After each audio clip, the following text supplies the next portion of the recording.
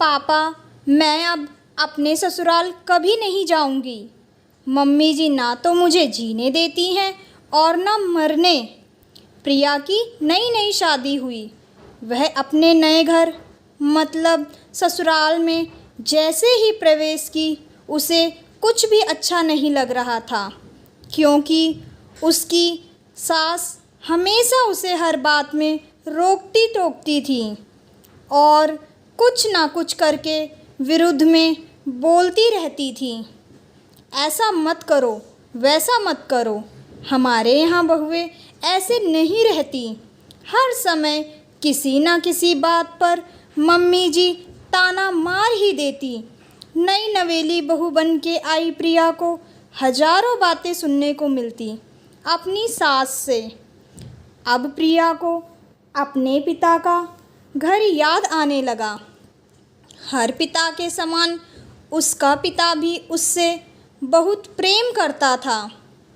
बचपन से जवानी तक पिता ने अपनी बेटी की सारी ज़रूरतों को पूरा किया था और बहुत लाडों से अपनी बेटी को पाला था। यह नई दुल्हन अपनी सास के इस रूखे व्यवहार के कारण परेशान हो गई और कई बार तो उसने अपनी सास को खरी खोटी सुना ही देती थी, जिसके कारण घर में बड़ी ही असमंजस की परिस्थिति हो गई। वह अपने पिता के घर लौट आई और रो रो कर पिता से कहने लगी, पिताजी, मैं अब उस घर में नहीं जाऊंगी, यहीं आपके पास रहूंगी। यदि आप मना करेंगे तो मैं आत्महत्या कर लूँगी। पिता समझदार थे। पिता ने बेटी को 2 ही दिन के बाद कहा, बेटी, यदि मैं तुमसे एक बार जैसा कहूँ क्या तू करने को तैयार है? यदि तू उसके बाद भी कहेगी कि तू इस घर में मेरे साथ रहना चाहती है तो कोई बात नहीं। बेटी ने पिता से कहा, कहिए, लेकिन याद रखना यह अंतिम बार होगा कि मैं उस घर में जाऊंगी। पिता ने कहा, वहाँ जाकर जैसे ही तुम्हारी सास तुम्हें कुछ बुरा भला कहने लगे तभी तुम अपने मुंह में एक कुल्ला पानी भर लेना और तब तक मुंह में पानी भरे रखना जब तक सासू माँ बोलना बंद ना कर दे, और उसके बाद उस पानी के कुल्ले को नाली में थूक देना और फिर कुछ भी पलटकर मत कहना।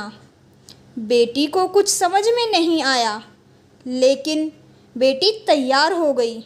बेटी ने ससुराल जाकर ऐसा ही किया।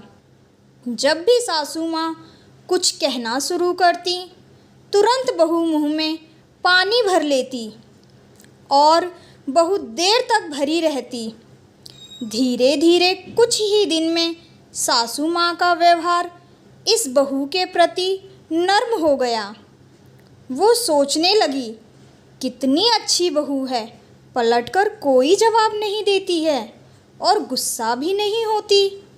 अब तो उस बहू को बेटी कहने लगी और उसकी तारीफ करने लगी। देखकर बहू भी अपनी सासू माँ को माँ के जैसा प्रेम करने लगी और दोनों खूब बातें करती, साथ साथ घूमने और मार्केट और ख़रीदारी करने जाती।